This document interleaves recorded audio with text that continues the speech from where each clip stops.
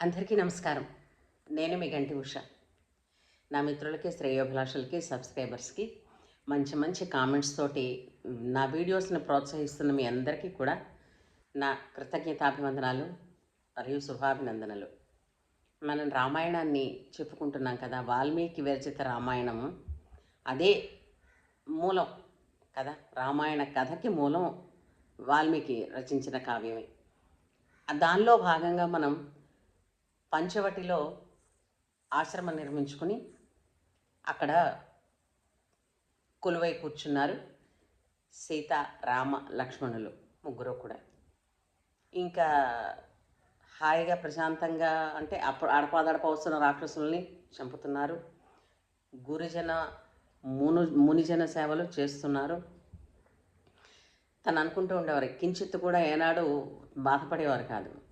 భరతుడి ప్రతినిధిగా మా నాన్నగారు నన్ను అడవి అంటే వనరాజ్యాన్ని ఏలమన్నారు, హాయిగా ఇక్కడ ఉన్నామని అనుకున్నారు ఆయన రాముల వారు. సీతాదేవి అంతకన్నా ఆనందంగా ఉంది. ఎందుకంటే రాముడు ఎక్కడ ఉంటే అక్కడే ఆవిడకి ఆనందం, ఆయన పక్కన ఉండడమే ఆవిడకి ఆనందం. అయితే అక్కడికి శూర్పణఖ వచ్చింది. శూర్పణఖ చాలా పెద్ద ఆవిడ, కాకపోతే రాక్షసులు కాబట్టి వాళ్ళు కామరూపులు, అంటే ఏ రూపాన్నైనా వాళ్ళు ధరించగలరు. ఆమె వస్తూనే ఏం చేస్తుంది, వాళ్ళకి ఏంటంటే నరమాంస భక్షణ అంటే వాళ్ళు ఇష్టపడే వాళ్ళు రాక్షసులు కదా. అయితే ఏంటంటే రాక్షస ప్రవృత్తే ఇతరులను ఏడిపించడం. అయితే వచ్చి రాముణ్ణి చూస్తుంది. రాముడు ఏమిటి పుంసామోహన రూపాయ కదా, పురుషులనే మోహింపజేసగలిగేటువంటి అందగాడు రాముడు. ఇప్పుడు అతన్ని చూసి ఆవిడ మామూలుగా కూర్చోగలదా? ఆవిడ రూపం ఎలా ఉంటుంది, ఆయన రూపం ఎలా ఉంటుంది, ఆమె గొంతు ఎలా ఉంటుంది, ఈయన గొంతు ఎలా ఉంటుంది అన్నది వాల్మీకి మహర్షి వివరించారు కావ్యంలోని. పూర్తిగా భిన్నం. రాముడా నీలమేఘశ్యాముడు, పుంసామోహన రూపుడు. ఆమె చూస్తే మహావికృత రూపం, కాకపోతే అతని కోసం ఆమె కామరూపం ధరించి ఒక అందమైన స్త్రీలాగా వచ్చింది. వచ్చి అతనితో అంది, నా పేరు ఫలానా, తన తండ్రి ఫలానా, మరి నన్ను వివాహమాడు, మనం చక్కగా ఈ వనాల్లోని వాటిలోని విహరిద్దాం అని చెప్పి అంటుంది. అంటే రాముడు అంటాడు, నీకు నాతో ఏం సుఖం ఉంటుంది, సబతు పోరు ఉంటుంది, నాకు ఇప్పటికే వివాహం అయింది, ఇదిగో నా భార్య అని చెప్తాడు. అని అక్కడ ఒకరు కూర్చున్నాడు చూడు, అతనుకి ఏ స్త్రీ తోడు లేదు, నువ్వు వెళ్ళి అతన్ని అడుగని చెప్తాడు. అంటే ఏంటి అనుకుంటాడు రాముడు, ఆ అమ్మాయిని అలా హాస్యం చేసి ఆవిడని ఆ విధంగా పంపించాలన్నది కాదు. ఈ విధంగా తృణీకరిస్తే కొంతమంది పోనిద్దు, వీళ్ళకేమీ ఇది లేదు, ఇక్కడ నా పని అవ్వదు అనుకున్నట్టుగా ఆవిడ వెళ్ళిపోతుందన్న ఆలోచన, అంతే, అంతకుమించి మరేం లేదు. అయితే లక్ష్మణుడి దగ్గరికి వెళ్ళింది ఆవిడ. వెళితే లక్ష్మణుడు అంటాడు, నేనే అతనికి సేవకుణ్ణి, ఇప్పుడు నువ్వు నన్ను పెళ్లి చేసుకుని ఏం చేస్తావు, నువ్వు కూడా మరో దాసి అవుతావు, ఇంతే కదా, అందుచేత నా దగ్గర నీకేమి సుఖం ఉండదు అని చెప్తారు. అనేసరికి అబ్బాయి ఇక్కడ ఇది తేలే విషయం కాదని ఆవిడ వెళ్ళిపోతుందని వీళ్ళు అనుకుంటారు.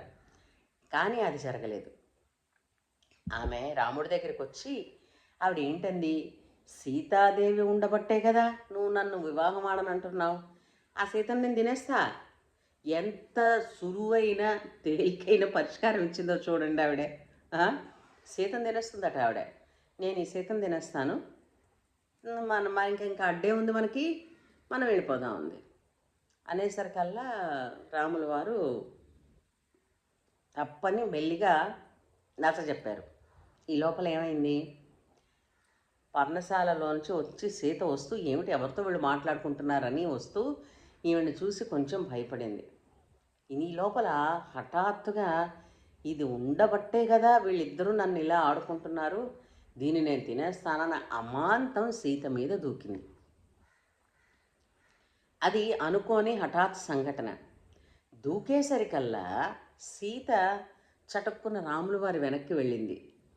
వెంటనే అక్కడే ఉన్నటువంటి లక్ష్మణమూర్తి చాలా కోపంతో ఆమె తాలూకు ముక్కుని చెవులని కోసేసి తోసేస్తాడు ఆమె.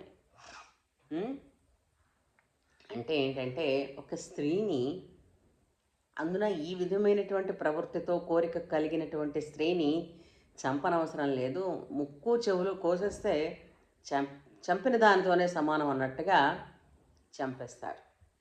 అంటే ముక్కు చెవులు కోసేసి తోసేస్తారు. తోసేస్తే ఆమె ఆ క్షణంలో చెప్తుంది, నా అన్న ఎవడో నీకు తెలుసా అని. కొంచెం పౌరుషంగా చెప్తారు కదా, మా ఇల్లు ఇలాగ, మా వాళ్ళు అలాగ, నీకు మా వాళ్ళ సంగతి తెలియదని ఇలాగన్నీ కబుర్లు చెప్తే వీళ్ళు మామూలుగా మాట్లాడరు ఏమీ. ఎప్పుడు గొప్పలు చెప్పడాలు కానీ, అధిక ప్రసంగాలు కానీ, రామలక్ష్మణులు కానీ, భరత శత్రుఘ్నులు కానీ వాళ్ళ చరిత్రలో ఎక్కడా లేదు. మీరు రామాయణం అంతా తిరగవేసినా మీకు ఆ విషయం అర్థమవుతుంది. అయితే ఆవిడ వెళ్ళిపోయింది. వెళ్ళిపోతే రాముడు అంటాడు, ఇది ఇక్కడితో ఆగేటట్టు నాకేం కనపడటం లేదు, ఎందుకైనా మంచిది జాగ్రత్తగా ఉందాం లక్ష్మణ, ఇక మీద నుంచి సీతమ్మ రక్షణ భారం ఇంకా ఎక్కువగా ఉండాలి, మన ఇద్దరం జాగ్రత్తగా చూసుకోవాలని అనుకుంటారు అన్నదమ్ములిద్దరు. సరే, ఈ లోపల ఆ అడవిని, ఇప్పుడు వీళ్ళు ఉన్నటువంటి అడవిని పాలిస్తూ కరదూషణాదులు అని ఇద్దరు రాక్షసులు, పెద్ద రాక్షసులు, వారి సైన్యం, కరదూషణాదులు అనేటువంటి వాళ్ళు మొత్తం 14,000 మంది.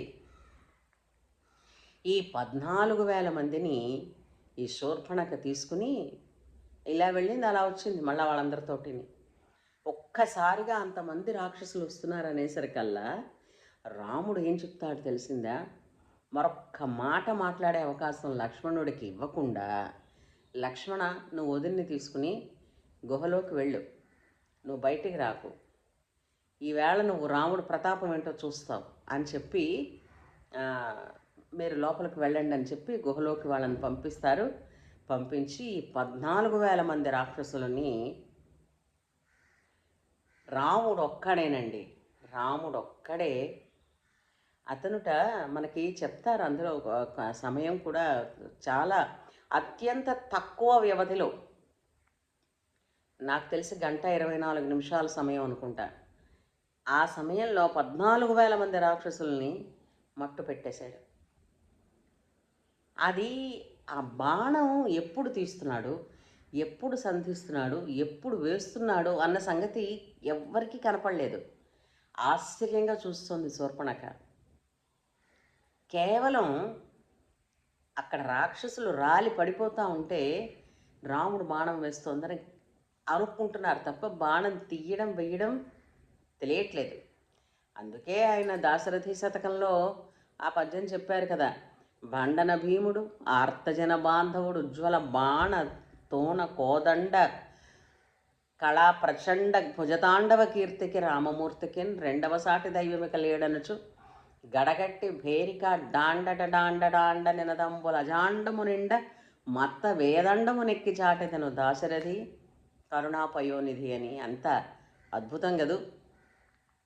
ఇది చూసి ఇంకా భయం, ఆశ్చర్యం, తర్వాత అబ్బా ఇంతటి జగదేక వీరుణ్ణి చూశానే అని ఒక, అంటే దాన్ని ఏంటంటారు, ఒక ఆనందం, ఇన్ని సమ్మిళితమైనటువంటి భావాలతోటి ఆవిడేం చేసింది, లంకకి వెళ్ళిపోయింది. అన్నతో చెప్తానని, అన్నతో అంతే కదా, చిన్నపిల్లలు ఎవరైనా కొడితే మా అమ్మతో చెప్తాను ఉండండి అని చెప్పి వెళ్ళిపోతారు కదా, వెళ్ళిపోయింది. ఆ గుహలోంచి చూస్తున్నారు సీత లక్ష్మణులు ఇద్దరూను. 14,000 మందిని మొట్టు పెట్టడం అయిపోగానే కాసిన్నో కూసిన్నో బాణాలు కొన్ని తగులుతాయి కదా, శరీరం నుంచి రక్తం కారుతూ ఉంటే తగిలిన దెబ్బలకి రాముడు అలా నిల్చుంటే సీతాదేవి పరుగు పరుగున వచ్చి రాముల వారిని ఆలింగనం చేసుకుందిట తనివి తీరగా. ఆహా ఎంతటి బలవంతుడు నా భర్త అని ఉంటుంది కదండి, ఆ విజయాన్ని, ఏమి విజయం ఇది, 14,000 మంది ఎక్కడ, రామచంద్రుడు ఒక్కడు ఎక్కడ అని మళ్ళీ గమనించండి. రామచంద్రుడు నరుడు అయితే సంకల్పం గొప్పది, గురువుల దగ్గర నేర్చుకున్న విద్య గొప్పది, విద్యని అనుష్ఠానం చేయడం విషయంలో కూడా గొప్పే. ప్రతి చోట కూడా మీకు ఒక నిబద్ధత కనపడుతోంది. నిబద్ధత, దాన్నే క్రమశిక్షణ అంటారు. ఆ క్రమశిక్షణ ఎప్పుడూ విజయం వైపే దారితీస్తుందండి. క్రమశిక్షణగా ఉండి చెడిపోయిన వాళ్ళని ఎవరినైనా చూసామా కదా. ఇది రామాయణమే మనకి తార్కాణం అయిందా. కరదూషణాదులు మణిగిపోయారు, ఎవ్వరూ లేరు. ఇంకా వీళ్ళందరూ ఇంకా అయింది, 1,000 మంది రాక్షసుల్ని చంపేశాం కదా అనుకుంటారు. కానీ అసలుది ఇంకా ఉన్నది కదా, ఇంకా అది వస్తుంది. ఇంక ఇక్కడి నుంచి మనం ఏమిటంటారు, ద్విగుణీకృతంగా సీతాదేవిని రక్షించుకోవాలనుకుని రామ లక్ష్మణులు ఇద్దరూ కూడా అనుకుంటారు. ఇలా ఉంటుండగా శూర్పణఖ లంకకి వెళ్ళి రావణుణ్ణి కలిసి, రావణుడు ఆమెకి అన్న అవుతాడు. వాళ్ళు ఎవరు, రావణ బ్రహ్మ తర్వాత కుంభకర్ణుడు తర్వాత శూర్పణఖ తర్వాత విభీషణుడు.